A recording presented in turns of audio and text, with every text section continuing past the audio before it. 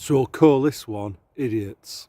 Regular viewers to this channel will have heard me use the phrase repeater stations on many occasions. It's used to describe somebody who doesn't think for themselves, and instead all they do is just parrot somebody else's lines, the prevailing consensus, whatever that might be. Now that doesn't have to be whatever the BBC's saying. It doesn't have to be an NPC. It could be somebody who regards themselves as being awake. An example might be this line. Maybe you've heard it. Oh, all of history is a lie. All of it.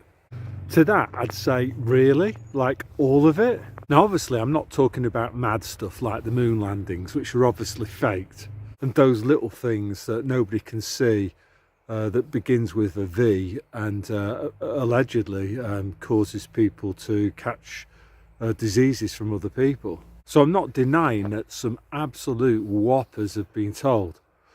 But what I am saying is the idea that everything is a lie is quite obviously false. A good example is this area that I'm walking through now. It was formerly a residential district that housed people that worked in a sawmill. And this was a big business for 100 years ago. Similarly, I don't doubt for a moment that George Stephenson designed and produced a locomotive called the Rocket, which ran on the first passenger rail line in the world between Manchester and Liverpool. So yes, there's been many historical lies told, but not everything is a lie. And this kind of, I think the people that buy into this notion that everything's a lie, people are what I would call binary thinkers. Either history is true, all of it, or all of it's fake. There's no kind of nuanced middle ground position for these people. And I'll be as charitable as I can be towards these people in saying that I don't think this lack of nuance, it demonstrates a lack of intelligence. So this morning I had a couple of comments on one of my videos. It had nothing to do with the video, but you just got these people like saying, the tiny German moustache man was just misunderstood. National Socialism saved Germany, and it was really great, and things would be so much better if we could have something similar to it again.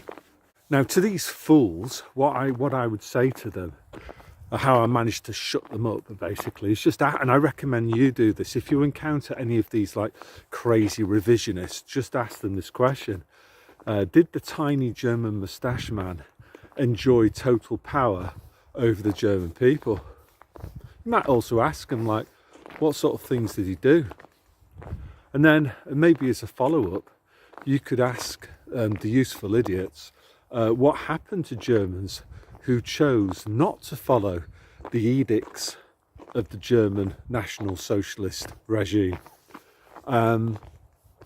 Now, one of these people wrote back, didn't know what edicts was. So what I mean by edicts is laws and regulations passed by the German government under the German National Socialists. I bring this up because I'm extremely worried. That Mark Twain quote about history doesn't repeat, but it does rhyme. I'm definitely getting that vibe at the moment from listening to various YouTubers and podcasts or whatever, some of them that I used to like, but I can just see that they've swallowed for all of this. They're going to be pushing for exactly what the likes of Klaus Schwab really want, which is technocracy in a police state. I'm going to give you some quotes that just demonstrate what I'm worried about. Hitler and his clique conquered Germany by brutal violence, by murder and crime. But the doctrines of Nazism had got hold of the German mind long before then. Persuasion, not violence, had converted the immense majority of the nation to the tenets of militant nationalism. If Hitler had not succeeded in winning the race for dictatorship, somebody else would have won it, and that's by an economist called Ludwig von Mises, who was an Austrian guy who was a fierce critic of technocracy and German National Socialism. And that came from a book that he wrote called Omnipotent Government, and it's on page 221, and it goes over into page 222. Here's another quote from Misus. The main point in the propaganda of Nazism between 1919 and 1933 was world Jewry and capitalism have caused your misery. We will fight your foes, thus rendering you more prosperous. That's from the same book, page 115. So history rhymes, yeah? So what similarities am I spotting? First off is that, particularly in Britain, we're seeing a controlled demolition of the UK economy. The tiny German moustache man's rise to power was helped in part by the destruction of the middle classes during the Weimar hyperinflation. Desperate times, people turn to anything to try to recover some of their material possessions. Again, in 2025 in the UK, we've got another manufactured crisis which is fueling nationalism. And obviously what I'm referring to there is this policy of opening the doors to millions of low-skilled economic migrants from, so let's put it politely, economically underdeveloped countries. You know, where per capita GDP, the average income is very, very low, which perhaps reflects something about the quality of labour in those countries. So the government's been importing those people into the UK, which obviously has fiscal implications as well as impacts on social cohesion. So you've heard of this phrase, haven't you? They're very fond of problem, reaction, solution. So they've created this. They've actually created that situation. It's designed to create a nationalist backlash, and desperate people, they'll say, okay, well, we'll have digital ID to deal with the problem of illegal migration and people claiming from the system without paying much in. Third point, I'm seeing an awful lot of idiotic Jew hating. So, you know, the idea, again, this is just ignorance, isn't it?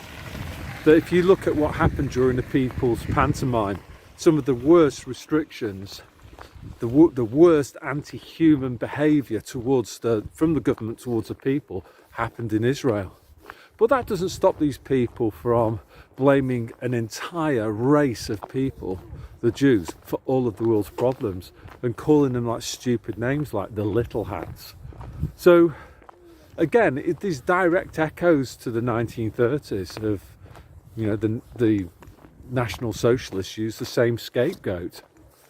The National Socialists were also had an anti-capitalist mindset. You know, according to them, the government had to intervene to create social justice, you know, because the Jews had too much. It's the same narratives over and over and over again. So I'm sure what they're hoping for is people to vote in a government that's going to sort out this problem.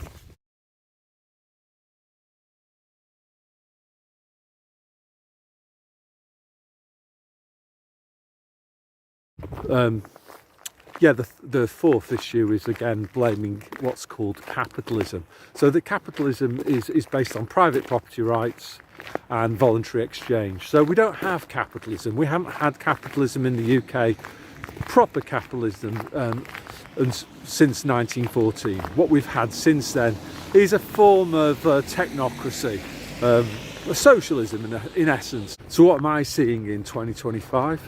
I'm seeing loads of YouTubers get a lot of traction saying that we need bigger government to sort out inequality.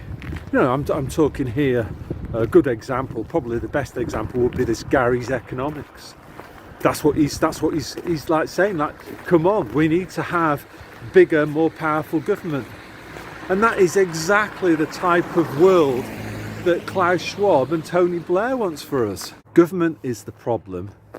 It certainly isn't the solution. So these people are totally ignorant of history.